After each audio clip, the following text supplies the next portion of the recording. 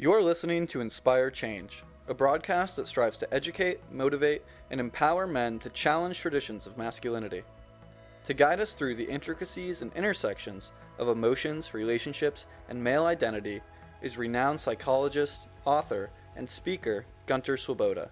This is Inspire Change. Welcome, everybody, to another episode of Inspired Change. So, we've been talking about masculinities, toxicity, Jordan Peterson, and so on. Well, since the last episode, I was flicking through the various social media programs and naturally YouTube, of which I'm very, very much a fond fan of.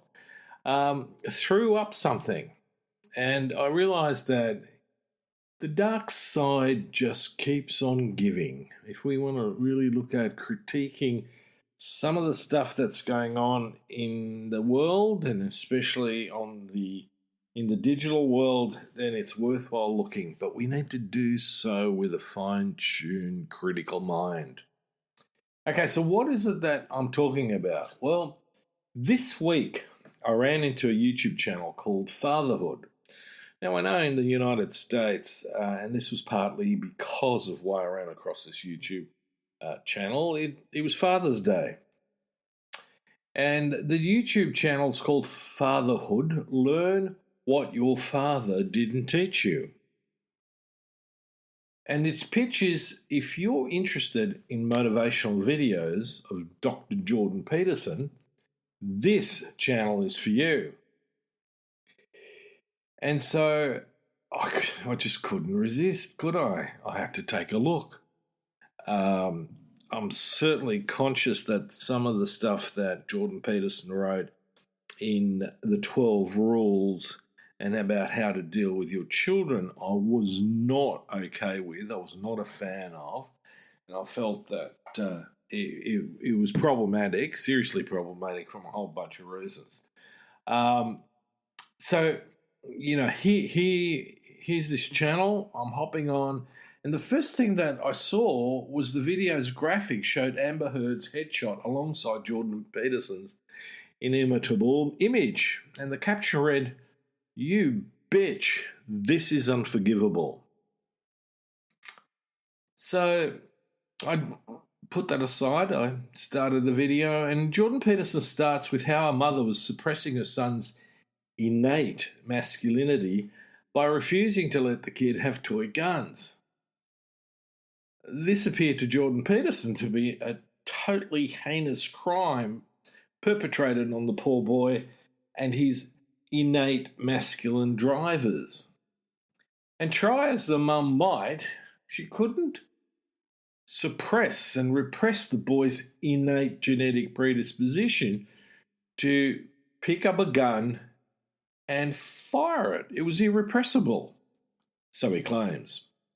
And persistent to the end, this boy finally, in desperation, chooses a toothbrush, points it, and according to Dr. Peterson, went bang, bang. Obviously, Dr. Peterson feels that now this explains that there is an innate male propensity to pick up a gun, aim, and shoot it. And at that point, I paused the video and I went, hang on a minute. He is literally saying that picking up a gun is genetically inherent in her son's masculinity, in men's masculinity, in boys' masculinity. And I thought, wow, a gun, eh? Not a spear, not a bow and arrow, but a gun. A weapon that was only invented a few hundred years ago. Now, to my mind, that doesn't make a whole lot of sense. In fact, it doesn't make any sense at all. And I reflected that, I had no idea I was genetically programmed to want a gun to point and shoot. And this is, according to Jordan Peterson, my intractable masculinity. It's part of my maleness. Well, what about the millions of men like me who've never played with toy guns, own guns, nor have any desire for guns? Mind you, if I was in the Ukraine, I'd make sure I had a gun and I was fighting for my country and my loved ones and my freedom against the oppressor. But then, as my wife pointed out, so would she. Just like the many men and women fighting for their lives and freedom in the face of the Russian oppressor, Putin. So again, in my mind, this has absolutely nothing really to do with masculinity. Yet Jordan Peterson persisted in his moral outrage, refers to the mother as a witch. Okay, maybe we've gone away from the bitch and it's now a witch. Now, this is coming from a man who's a clinical psychologist. And he doesn't offer anything other than further derision and misogynistic claptrap. However, I am intrigued by his use of the word witch. From a Jungian perspective, he should explore this further. I mean, he claims to be a Jungian. So he should ask himself, why is he using the word witch? Does it suggest that he's afraid of the woman's mystical power to which men really have no equal? Or is it steeped in the desire to denigrate any female? Are all women witches? Or is it just the ones that do not submit to patriarchal power and control? He does then get into issues about women and their disruptive family structures, like their dysfunctional relationships with their fathers, that leave them feeling afraid of the masculine. Now, to some degree, I don't have a problem with that, because there is truth in how women relate to men. Often has its origin in their relationship with their dad, for better or worse. But in this context, I would also argue that it's not the masculine that they are afraid of, but the abuse that can potentially exist in the relationship with a dominant and coercive male who is emotionally immature. So, now, listening on, I was unclear of how the problems of a disrupted family structure and the difference between the male authority, power, and competence relates to the issue of compulsion, and how that relates to the idea of what makes boys and men masculine. He lost me in that whole thing a little bit. And I'm sure I'm going to get some flack about, there you go, you don't actually understand what the sage is trying to tell you. I don't agree with that, but we'll put that aside. And although the whole thing's psychologically oriented as an explanation, the second part is still conceptually messy. On the one hand, Jordan Peterson is deriding women, and yet then he says he's not attributing this to women. So what is it? Society or the woman? One of the things he goes on then to say, and he moves into this space about how antisocial males who are violent are jailed. And I've got a sense that, reading between the lines, he was sympathetic towards them being jailed. Or not. I wasn't clear on that either. In my mind, I suspect that men, antisocial men, who are violent and keep repeating violence should be jailed. But he extends this to say then that antisocial women are not. Now, I suspect there's some overgeneralisation in that. The other part of it is that,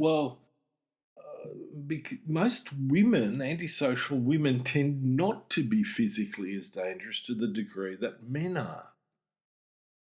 So, where do we go with this? Well, he goes with this into the whole mean girl syndrome. So antisocial women are bent on reputation destruction. And he believes that we are suffering socially from a radical influx of female antisocial behaviour that cancel culture, and he goes on and on and on about the various aspects he doesn't like and attributes it to the female antisocial behaviour pattern. And he believes that women get off scot-free in this area. I'm not going to argue around that point. That's not the point that I want to make. The reading on then underneath this video, I was interested in some of the comments that were coming up, and not to my surprise, his fan club were completely ecstatic about how Jordan Peterson's profound insight into society's repression of masculinity was just so spot on. Most, naturally, were from the United States of America, a culture that suffers significantly at the hands of boys and men who are feeling alienated and disempowered from the American dream, and then resort to the very cultural icon of owning the gun. And most specifically, the icon is the AR-15. But again, let me throw out the question. Is this necessarily related to our innate desire to pick up a gun, point and shoot, as is an expression of my masculinity? So let me argue this point very strongly. Healthy men that are empathic, who know themselves, who feel empowered, who are emotionally mature, do not need an assault weapon to express their masculinity. They don't actually need a weapon at all. The weapon is a tool of choice when we are under threat, like the people in the Ukraine, or in any other theatre of conflict where it's resorted to the killing and extermination of human beings. And for Dr. Peterson to suggest that this is inherent to our masculine self is a very dangerous assertion.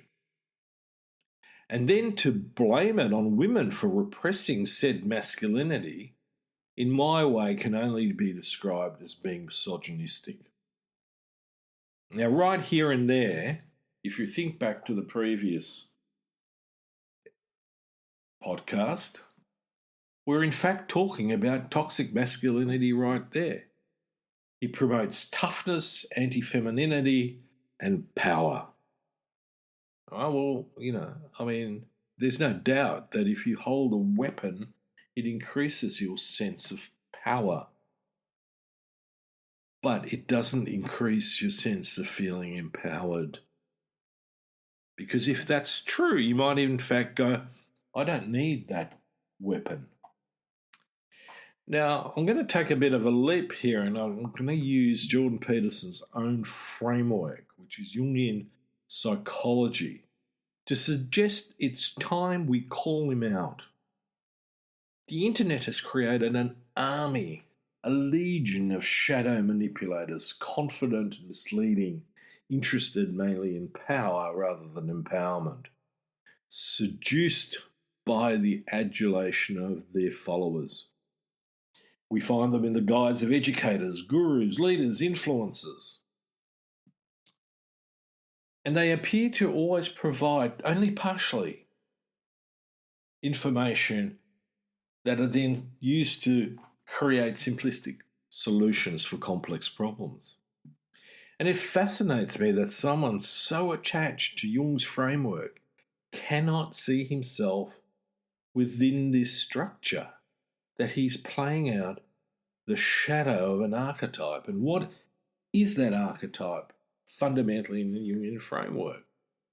Well, Peterson in that framework could have been the magician, a holder of knowledge, reflective, a spiritual mediator, bringing the old and the new together to create something of greater empowerment for each of us as individuals and within the context of the society. Instead, I see Dr. Peterson seduced by his own importance, his unflappable ego. Yet He also demonstrates being afraid, deeply, deeply afraid, and thus to allay his own fears, is turned to power rather than to seek his own empowerment.